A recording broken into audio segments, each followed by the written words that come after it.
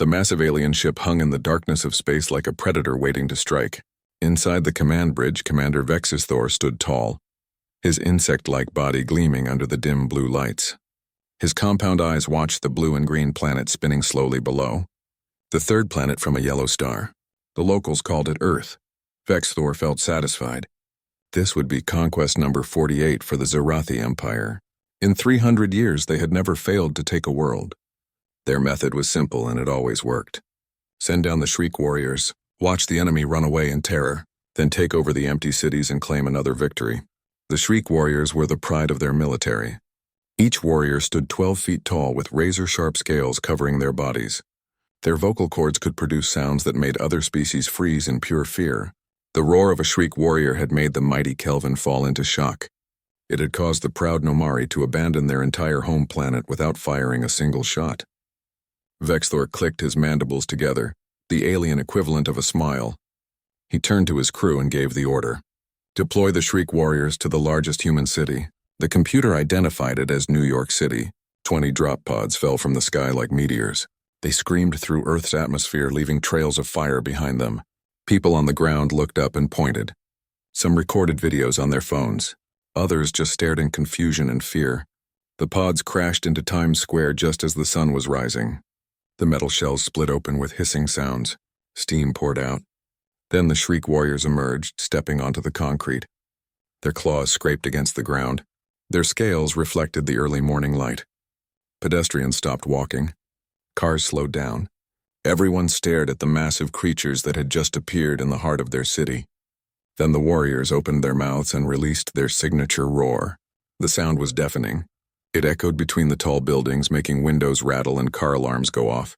The roar was designed by millions of years of evolution and enhanced by genetic engineering. It was meant to trigger the deepest, most primal fear in any living creature. Up in space, Vexthor watched his screens carefully. He waited for the sensor feeds to show panicking humans running in all directions. He expected to see empty streets within minutes. But something unexpected happened instead.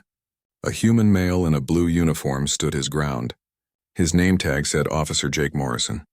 He worked for the New York Police Department. Jake pulled a small metal device from the holster on his hip. He lifted a radio to his mouth with his other hand. His voice was calm and clear. This is the NYPD.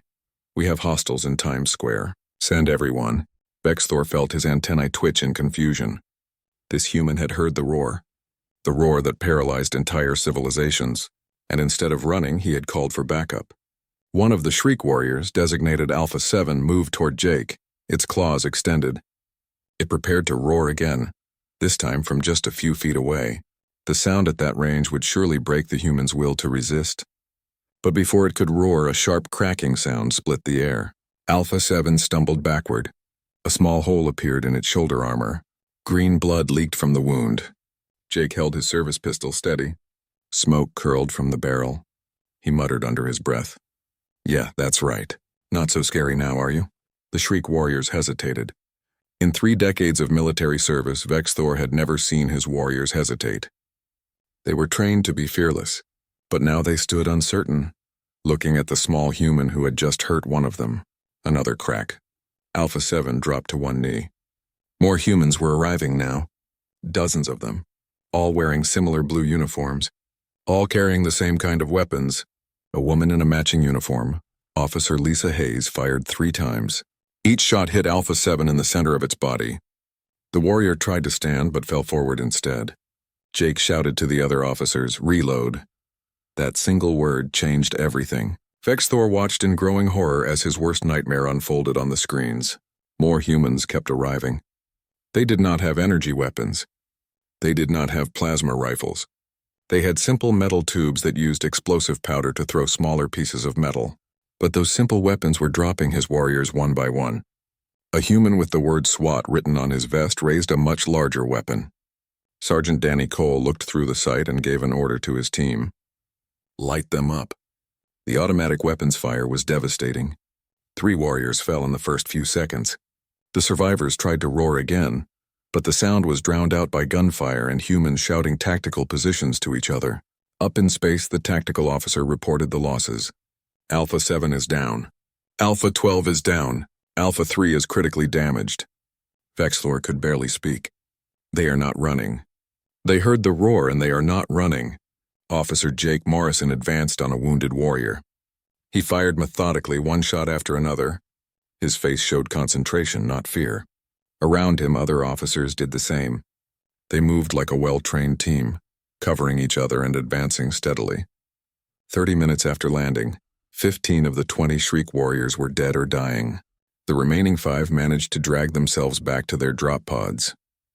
They launched back toward the orbiting fleet, leaving their dead behind. When the survivors were brought before Vexthor, they looked broken. Their scales had lost their shine. They could barely stand straight. Alpha 3, the senior surviving warrior, struggled to speak. "They have weapons that throw metal," it rasped, and they shouted a word, "reload." When one weapon stopped firing, they would shout that word and then the weapon would fire again. They never stopped. They never ran away. Vexthor stared at the tactical display showing Earth below. 47 conquests. 300 years of victories. And he had never seen anything like this. The humans had heard the roar that paralyzed entire civilizations. Their response had been to pull out simple firearms and fight back. The communications officer spoke up. "Commander, we are receiving a transmission from the planet's surface. Audio only." "Play it," Vexthor ordered. A human voice came through the bridge speakers. It sounded calm and controlled. The translator identified the accent as American English. "This is General Patrick Allen of the United States Armed Forces. You attacked civilians in our city. That was a mistake. You have 24 hours to leave our solar system. If you are still here after that, we are coming up there. And trust me, you do not want that." The transmission ended. Silence filled the bridge. The tactical officer pulled up new data. "Commander, the humans have vast amounts of these weapons. Billions of them. Our intelligence suggests that many of their civilians also own them." Vexthor turned sharply. "Civilians? Their non-military population is armed?" "Yes, Commander, and based on their communications, many of them seem excited about fighting us." Vexthor looked at the blue planet on his screen. Then he looked at his defeated warriors. Then back at the screen. For 300 years, the Zyrathi had relied on fear to conquer worlds. They had found a species that refused to be afraid. Or if they felt fear, they knew something stronger than fear. They knew how to fight back. Vexthor did not order his fleet to retreat. 300 years of victories had made the Zyrathi Empire proud. Maybe too proud. The idea of running away from a single planet because of simple projectile weapons felt impossible. It felt wrong. He stood on his bridge and made his decision. "Prepare the assault cruisers. We will show these humans real military power. They need to understand their place in the galaxy." The Zyrathi battle fleet had 18 ships. Each ship carried enough firepower to destroy an entire city. Vexthor chose a target far from the major population centers. He wanted to make a demonstration of power. He selected a human military base in the Nevada desert. The humans called it Nellis Air Force Base. "We will destroy their military strength," Vexthor explained to his officers. "Then they will have no choice but to surrender." What Vexthor did not know was that Nellis was home to the United States Air Force Warfare Center. Above the base, 6 F-35 Lightning fighter jets were already in the air and climbing fast. Captain Nick Brady led the formation. He had been a pilot for 3 years and had over 1,000 hours of flight time. This morning, he had woken up to news about an alien invasion. Now he was flying toward a target that looked like something from a movie. "Viper Flight, this is Control," a voice said in his helmet. "You are cleared to engage. Weapons free. Show them what the Air Force can do." "Roger that, Control," Nick replied. His thumb moved over the weapon release button. "Viper Flight arm missiles on my mark." The Zyrathi assault cruiser dropped through the atmosphere. Its shields pushed aside the thin air. Inside the ship, the weapons officer prepared to fire plasma cannons. They would cut a line of destruction across the desert base. It would be a perfect demonstration. "Mark," Nick called out. 6 M120 missiles dropped from the F-35s. Their engines ignited and they accelerated to 4 times the speed of sound. The Zyrathi shields were designed to deflect energy weapons and space debris. They had never been tested against high-explosive warheads moving at supersonic speeds. The first 3 missiles hit the shield and exploded. The shield flickered but held. The next 3 missiles punched straight through the weakened shield and struck the hull directly. "Hull breach on decks 7 through 9, the Zyrathi damage control officer shouted. "Atmosphere is venting. We are hit." Vexthor stared at his displays in shock. "How?" "Those were primitive missiles. They are kinetic weapons, Commander. Our shields are not designed to stop solid objects moving at those speeds. The assault cruiser tilted to one side.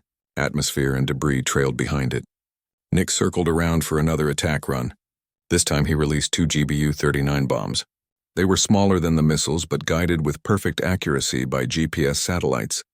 The bombs penetrated the damaged section of hull and exploded inside the ship. Secondary explosions rippled through the cruiser. Fuel lines ruptured. Ammunition stores caught fire and exploded. "All craft, this is Viper Lead," Nick transmitted. He watched the alien ship falling. "Target is going down. Repeat, target is going down." The Zarathi cruiser crashed into the desert 20 miles from the base. It carved a 3-mile-long scar across the sand. Vexthor watched the data feed from his flagship. His blood ran cold in his veins. "Recall all ships to high orbit," he ordered quickly. "Now." But Earth's military had more surprises waiting. At Cape Canaveral in Florida, a modified SpaceX Starship sat on its launch pad, but it was not carrying supplies for the space station. It carried something very different. Colonel Amy Zhang stood in the control room watching the countdown. 30 seconds to launch, the flight director announced. "What exactly are we launching?" Amy asked the weapons engineer standing next to her. The engineer, a civilian contractor named Pete Morris, smiled. "Think of it as a shotgun for space. We loaded that starship with 10,000 ball bearings. Each one weighs 5 pounds. When it reaches orbit, it will release them in a spread pattern right in the path of their fleet." "A shotgun," Amy repeated slowly. "We are shooting aliens with a giant space shotgun. Technically, we are using their own speed against them. At 17,000 miles per hour, a 5-pound ball bearing hits with the force of a small car. 10,000 of them?" Pete grinned wider. "That is a really bad day for anyone in the way." The starship launched. It rose on a pillar of flame and punched through the atmosphere. Vexthor's tactical officer noticed it immediately. "Commander, the humans have launched a spacecraft. Single vehicle. Its path suggests an intercept course with our fleet. One ship?" Vexthor made a sound that might have been laughter. "Fire when it enters range. Show them how futile their efforts are." The starship reached orbit. Its payload bay opened. 10,000 ball bearings spread out in a carefully calculated pattern. They created a wall of metal directly in the path where the Zarathi fleet was orbiting. Energy reading from the human vessel. The tactical officer reported. "It is releasing something. Multiple objects. Thousands of them. Missiles?" Vexthor asked. "No, Commander. They appear to be inactive. Just metal spheres. Then they are no threat. Maintain course." 3 seconds later, the lead destroyer hit the field of ball bearings. The combined closing speed was over 30,000 miles per hour. The first sphere punched through the shield like it was not there. It continued through the hull, the crew quarters, the fuel tanks, and out the other side. Then the second sphere hit. Then the third. Then hundreds more. The destroyer came apart like a tin can struck with a hammer. Debris scattered across orbital space. Secondary explosions consumed what was left of the ship. "Evasive maneuvers," Vexthor screamed, but it was too late. 2 more ships hit the cloud of ball bearings. One lost its entire forward section. The other was punctured in 17 places and began tumbling out of control. "Casualties?" Vexthor demanded. 3 ships destroyed. 2 more critically damaged. "We have lost over 4,000 personnel, Commander." Vexthor stared at the tactical display. He watched the cloud of simple metal spheres drifting through the space where his fleet had been moments before. No advanced technology, no energy weapons, just metal balls and the laws of physics. "They are using kinetic weapons," his science officer said quietly. "In every domain, on the ground, in the air, and now in space. They have built their entire military around the concept of throwing solid objects at high speeds." On Earth's surface, Colonel Amy Zhang watched the data from what remained of the Zarathi fleet. The alien ships were boosting to a higher orbit, abandoning their damaged vessels. "Did it work?" she asked. Pete Morris nodded slowly. 3 confirmed kills. 2 more that will never fight again. "Ma'am, we just won a space battle with what amounts to a really big shotgun shell." Amy allowed herself a small smile. "I am from Texas originally. We like our shotguns there." In orbit, Vexthor counted his losses and realized a terrible truth. The humans did not have energy shields. They did not have artificial gravity. They did not have faster-than-light drives. What they had was an entire civilization built around the idea of throwing pieces of metal at problems until the problem stopped existing, and they were very, very good at it.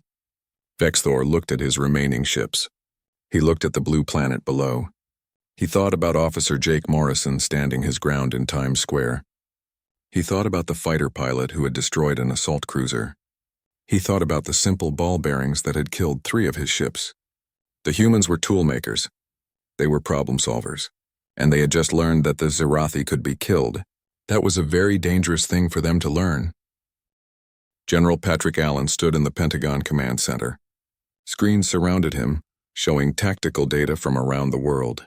He was 62 years old and had served in 3 wars. Nothing in his experience had prepared him for fighting aliens. But he was learning fast. Status report, he ordered. A young Air Force captain named Sophie Grant pulled up the latest information. Sir, the alien fleet has pulled back to high orbit. They are holding position at about 50,000 miles. Our satellites show they are still there, but they have not made any moves in 6 hours. They are thinking, Patrick said, trying to figure out what went wrong with their plan. Sir, we have recovered wreckage from both the ground battle and the space fight, Sophie continued.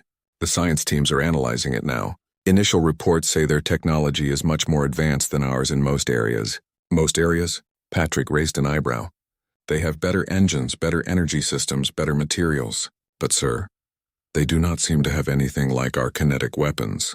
Their whole military appears to be built around energy weapons and scaring the enemy into surrendering. The roaring monsters, Patrick nodded. Yeah, those did not work out well for them in Times Square. Sophie pulled up video footage from what the media was calling the Battle of Times Square. Officer Jake Morrison had become famous overnight. The image of him standing his ground and shooting at a 12-foot alien warrior had been seen by billions of people. Jake Morrison has been invited to every talk show in America, Sophie noted, and recruitment for police and military service has jumped by 400% in the last 12 hours. Patrick allowed himself a small smile.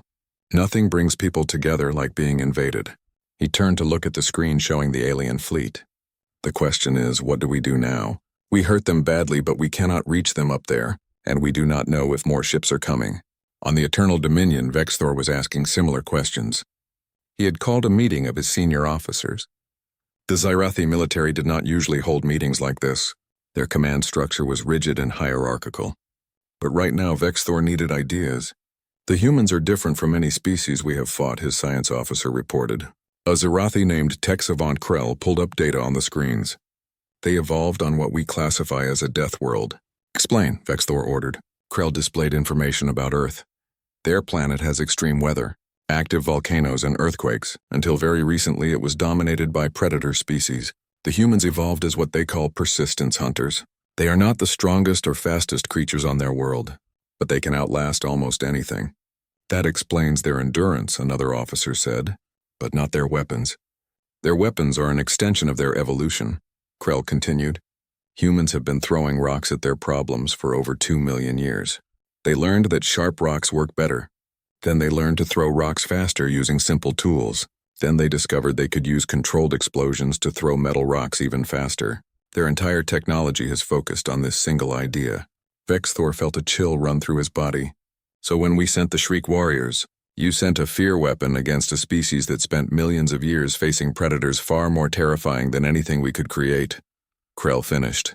They have entire categories of entertainment about fictional monsters. They watch it for fun. A roaring creature does not make humans run away, Commander. It makes them fight. Another officer spoke up. Security Chief Daxnor leaned forward. We could destroy the planet from orbit. Our plasma cannons can sterilize the entire surface. No, Vexthor said quietly. We cannot, Commander. Show them the full analysis, Vexthor ordered. Krell pulled up new data. While we have been in high orbit, the humans have mobilized their entire industrial base. We are detecting more launches from multiple sites. They are sending more kinetic weapons into space. Within 2 days, they will have enough material in orbit to make any approach dangerous for our ships. Then we attack now, Daxnor insisted. And how do we do that? Vexthor asked. We have lost 3 ships and 2 more are too damaged to fight. Our shields do not stop their kinetic weapons well. If we go down to bombardment range, they will launch those atmospheric fighters again. Their missiles are deadly at close range. We have 15 ships remaining, Daxnor argued. They have no space fleet. They do not need one, Krell said. They can keep throwing mass into orbit until space itself becomes a weapon. And based on their industrial capacity, they can do this almost forever. The meeting fell silent. Finally, a junior officer named Tixval spoke carefully. Commander, I have been monitoring their communication networks. May I show you something? Vexthor nodded. Tixvel pulled up what humans called the Internet. It was a global communication network. In the past 6 hours, the humans have been sharing something. They call them memes. The screen showed a picture of Officer Jake Morrison with text overlaid. The translation read, Alien: I will roar and you will fear me. Human: That is cute. This is a Glock. Another image showed a shriek warrior with words below it. POV: You traveled across the galaxy to invade Earth and some guy named Jake just shot you. Vexthor stared at the images. They are mocking us. Yes, Commander. But more than that, they are not afraid. This image has been seen by over 2 billion humans. Tixval showed another one with a ball bearing in space. The text read, When you have superior alien technology but humans remember that force equals mass times acceleration. What does that mean? Vexthor asked. It is a physics equation, Commander. They are celebrating that they beat our fleet with basic mathematics that they teach to children. Krell added more information. Commander, I have also been monitoring their scientists. They are already studying the wreckage we left behind. Within weeks, they will understand our engines. Within months, they may be able to copy them. Using their weapon ideas, Vexthor said slowly, they will take our technology and find a way to make it throw metal faster and farther. Most likely, yes. Vexthor looked around at his officers. The Zerathi Empire had conquered 47 worlds using fear and superior technology. They had found a world that could not be frightened and had better weapons. The humans were makers and builders. They were hunters who had spent their entire history learning how to kill things that were bigger and scarier than themselves. And now the humans knew the Zerathi existed. Open a communication channel to the planet, Vexthor ordered. I need to speak with their leaders. Commander? Daxnor looked shocked. We do not negotiate with primitives. They are not primitives, Vexthor said quietly. They are survivors, and I would rather talk to them than find out what else they can do when threatened. The other officers looked at each other nervously, but no one argued. They had all seen what happened to the Shriek Warriors in Times Square. They had all watched 3 ships get destroyed by simple metal spheres. They had all heard the human general's threat. We are coming up there. And trust me, you do not want that. Vexthor realized something that no Zerathi commander had felt in 300 years. He was afraid. The message came through at 3 a.m. Washington time. General Patrick Allen was still in the command center, running on his 4th cup of coffee in pure determination. Captain Sophie Grant looked up from her station with surprise in her eyes. Sir, we are receiving a transmission from the alien flagship. Audio and video. They are asking to speak with whoever leads our military. Patrick straightened his uniform. Put them through. The main screen changed. For the first time, Patrick saw the enemy commander face to face. Vexthor looked like a giant insect with eyes that reflected the lights behind him. His mouth parts moved as he spoke. The computer translated his words into English. I am Commander Vexthor of the Zerathi Empire. I commanded the forces that attacked your world. Past tense? Patrick noticed the word choice. You are not attacking anymore. That is why I am contacting you, General Allen. I wish to discuss terms. Patrick felt satisfaction but kept his face neutral. Terms of surrender. Vexthor's antennae twitched with what might have been irritation. Terms of mutual understanding. You have shown abilities we did not expect. We underestimated your species. That seems to be a habit with you, Patrick replied. You also underestimated the people of New York City. Officer Jake Morrison sends his regards, by the way. The one with the projectile weapon, Vexthor said. Yes. We have been studying that fight. Your species has a unique approach to war. We have had a lot of practice, Patrick said. Humans have been fighting each other for thousands of years. You are just the latest thing that tried to scare us. Vexthor was quiet for a moment. That is what I want to discuss. The Zerathi Empire has conquered 47 worlds using fear as our main weapon. Our Shriek Warriors have made entire civilizations collapse. But your people heard the roar and fought back. Not violence, Patrick corrected him. Defense. You attacked a city full of civilians. We defended them. That is different, perhaps Vexthor allowed. But the result is the same. We cannot conquer your world. Your kinetic weapons work too well against our technology. Your industrial capacity is amazing. We have also watched your cultural response. You are not paralyzed by fear. You are angry. Patrick smiled slightly. You noticed that, did you? Your social networks are filled with images mocking our military. One shows a human saying he will defend Earth with a rifle in a dream. Another shows mathematics for throwing ball bearings. Your people are not preparing to hide. They are preparing to fight. Commander, let me explain something about humans, Patrick said, leaning forward. We are a stubborn species. We have survived ice ages, diseases, world wars, and nuclear weapons. We have faced extinction many times, and we are still here. You thought you could scare us into giving up. But fear does not work that way with us. When we are scared, we get creative. And when we get creative, we get dangerous. Vexthor's body language shifted. My science officer told me that your people created weapons called nuclear arms, and then aimed them at yourselves for decades. Mutually assured destruction, Patrick nodded. Yeah, that was an interesting time in our history. The point is, we are not easy to frighten. So I have learned, Vexthor said. Which brings me to my offer. The Zarathi Empire will leave your system. We will leave you in peace. In exchange for what?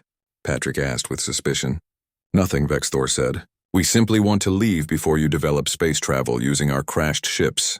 My science officer predicts you will have working spacecraft within a year. I would prefer to keep distance between our species. Patrick studied the alien commander. There was something in his posture that looked almost like fear. You are not just leaving. You are running. We are making a strategic withdrawal, Vexthor corrected. You are afraid we will come after you, Patrick realized. You came here thinking you found another easy target. Instead, you found a species that fights back harder than anything you have ever seen.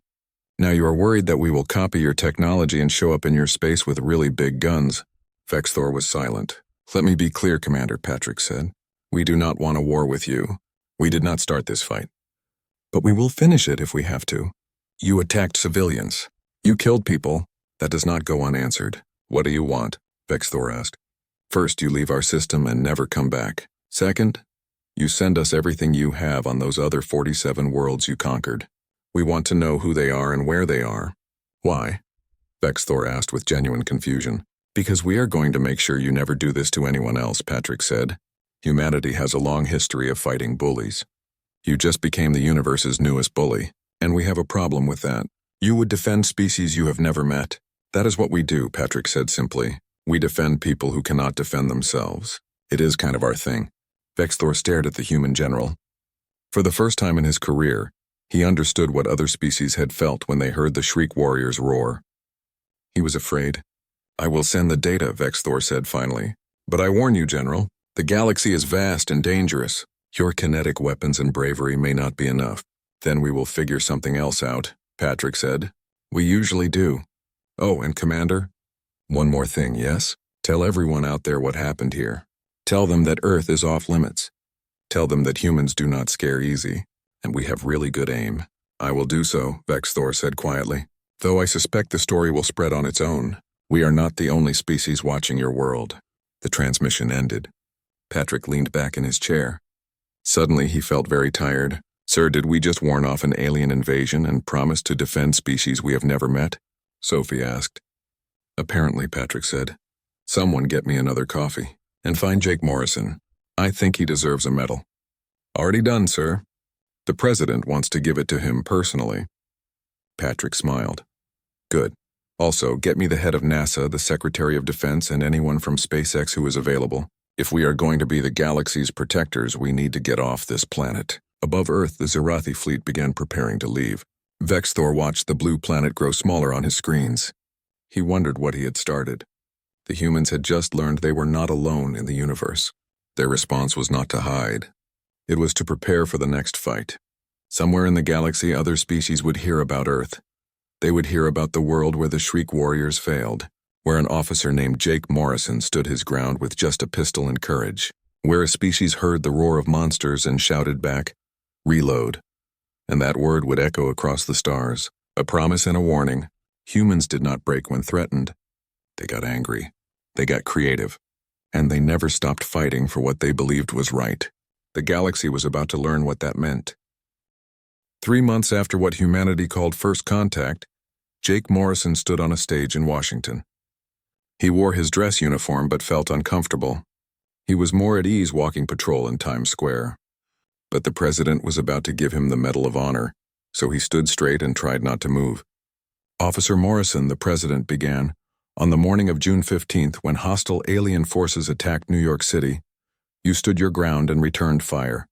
Your actions inspired not just your fellow officers, but the entire world. Your courage represents the finest qualities of American law enforcement and the human spirit. The medal was heavy when they placed it around his neck. Jake looked out at the audience. He saw his family, his fellow officers, and representatives from every military branch. He had never wanted to be a hero. He had just done his job. But the job had changed now. After the ceremony, General Patrick Allen found Jake outside looking up at the night sky. "Nice view," Patrick said, joining him. "Is it true, sir?" Jake asked. "What they are saying about the other species?" Patrick nodded. "The Zerathi sent us their files like we asked. 47 conquered worlds. Some of them fought back a little, but most just gave up when the Shriek warriors showed up. The Zerathi would let them keep basic infrastructure in exchange for resources and labor. Not quite slavery, but close. And we are going to do something about it? We are going to try," Patrick said. "NASA, SpaceX, Blue Origin, every space agency on the planet is working together. We have our best scientists studying Zerathi technology, combining their engines with our weapons." Jake smiled slightly. "We are building warships. We are building freedom ships," Patrick corrected. "Ships that can reach those conquered worlds and give them a choice. Stay under Zerathi rule or stand with Earth. They will fight back," Jake said. "The Zerathi." "Probably," Patrick agreed. "But here is the thing, Jake. We have something they do not have. We have experience fighting things that scare us. We have creativity born from necessity. And we have about 8 billion people who just learned they are not alone in the universe. And they are angry about what has been done to other species." Jake thought about the images he had seen online. The recruitment lines that stretched around military bases. The factories changing production from cars to spacecraft parts. Humanity had been given a purpose and they had grabbed it with determination. "When do we leave?" Jake asked. Patrick raised an eyebrow. "You want to go?" "I am a cop, sir.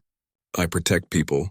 Does not matter if they are in Times Square or halfway across the galaxy. We are putting together a crew for the first ship," Patrick said. "They are calling it the Liberty. Captain Amy Zhang is in command. She said she could use someone who has actually shot at an alien. Interested?" "Hell yes, sir." 6 months later, the Liberty launched from a newly built orbital shipyard. It was the first of its kind. A human vessel with Zerathi engines, human weapons, and a crew from every nation on Earth. Captain Amy Zhang sat in the command chair, looking at her bridge crew. Jake Morrison was at the weapons station. Sophie Grant, now promoted to lieutenant commander, was at communications. Pete Morris, the engineer who designed the orbital shotgun, was running the engine room. And standing next to Amy as her second in command was Commander Lisa Hayes, the officer who had fought alongside Jake in Times Square. "All stations report ready, Captain," Lisa said. Amy took a deep breath. "Set course for the Kelvin system. According to the Zerathi files, they were one of the first worlds conquered. Let us see if they want their freedom back." The Liberty's engines fired and the ship began to move. It would take 3 weeks to reach Kelvin space even with the advanced engines, but for the first time in human history, they were heading to another star system, not as explorers but as liberators. Back on Earth, construction had already started on 5 more ships. The Jefferson, the Churchill, the Mandela, the Gandhi, and the Tecumseh, each one named to represent humanity's complex history of both war and peace. Each one carrying a simple message to the galaxy. Earth protects. In the Zerathi home system, Vexthor received a report from his intelligence division. The humans had launched their first ship between stars. It was heading for Kelvin Prime. "Should we warn our garrison there?" his communications officer asked. Vexthor thought about the Battle of Times Square, about Jake Morrison standing his ground, about the terrifying efficiency with which humans had adapted to fighting aliens. "No," he said finally. "Let them discover for themselves what we learned. Perhaps some of our commanders need to understand what it means to hear the roar and not be afraid. Commander, if the humans free the Kelvin, others will follow. Our empire could fall apart." "Our empire was built on fear," Vexthor said quietly. "We found a species that does not break when frightened. They get angry instead. And angry humans are something I never want to face again." On Kelvin Prime, the garrison commander received notice of an approaching ship. It was small by Zerathi standards, barely the size of a frigate. When it arrived in orbit, it sent out a message on all frequencies. The message was simple. It was delivered in heavily accented Kelvin by Sophie Grant, who had spent 3 weeks learning their language from the Zerathi files. "People of Kelvin Prime, My name is Lieutenant Commander Sophie Grant of the human vessel Liberty. We come from a planet called Earth.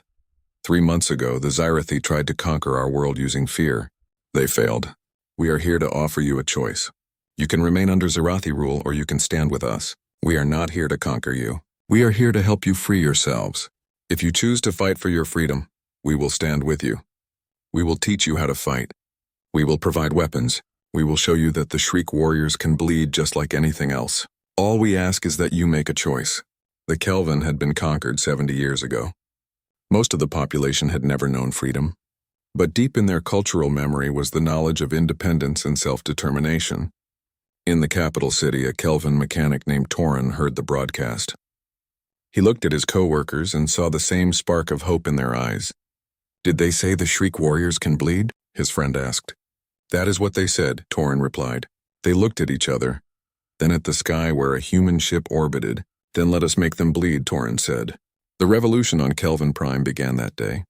And across the galaxy, on 46 other conquered worlds, people heard the story of Earth. The story of a species that heard the roar of monsters and responded with courage, creativity, and a word that would echo across the stars. Reload. Because humanity had learned long ago that monsters are just problems that need solving. And humans were very good at solving problems, usually by throwing something at them very fast. The galaxy was about to learn what 8 billion creative, stubborn, and slightly crazy humans could do when given a cause they believed in. And the universe would never be quite the same again. Far above Earth, construction continued on new ships. On the ground, volunteers trained for crew positions. In laboratories, scientists worked to improve weapons and defenses. And in cities around the world, people looked up at the stars with new understanding. They were not alone. There were others out there who needed help. And humanity, for all its problems and conflicts, had never been able to ignore a cry for help. Officer Jake Morrison's words, recorded during his Medal of Honor speech, became the unofficial motto of Earth's new Space Force. We heard the roar, we did not run, and we will never stop fighting for those who cannot fight for themselves. That is what humans do. The age of human isolation was over. The age of human expansion had begun. And the galaxy, for better or worse, would have to deal with a species that had spent its entire history learning to be the scariest thing in the room. One officer with a pistol had started it. But 8 billion humans would finish it. The Xyrathi had wanted to know what sound humans made when they were afraid. They learned instead what sound humans made when they were ready. Click, load, fire, reload, and repeat until the monsters stopped moving.